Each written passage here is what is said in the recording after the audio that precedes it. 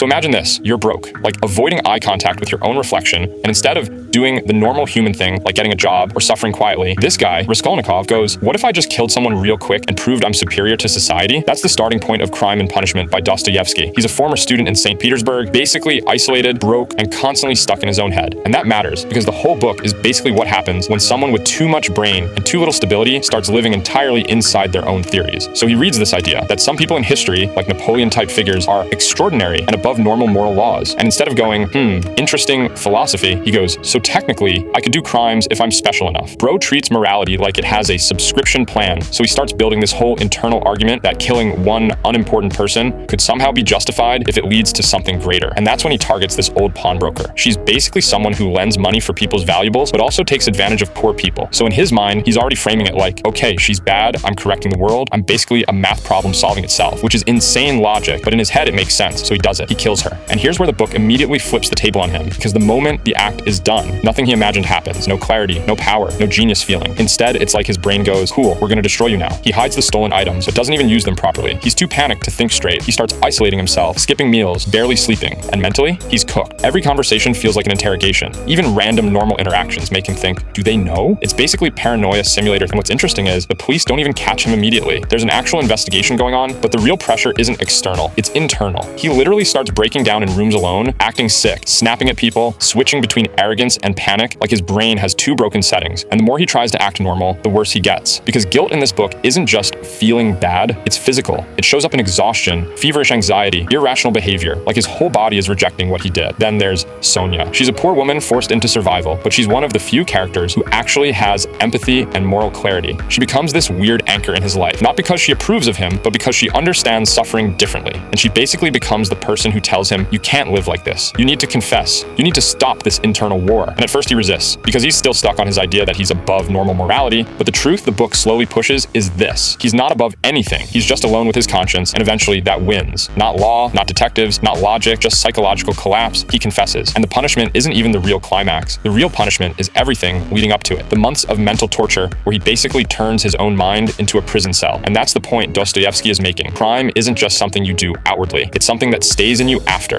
So yeah, moral of the story, if your philosophy starts convincing you that murder is a logical experiment, maybe close the notebook and go outside.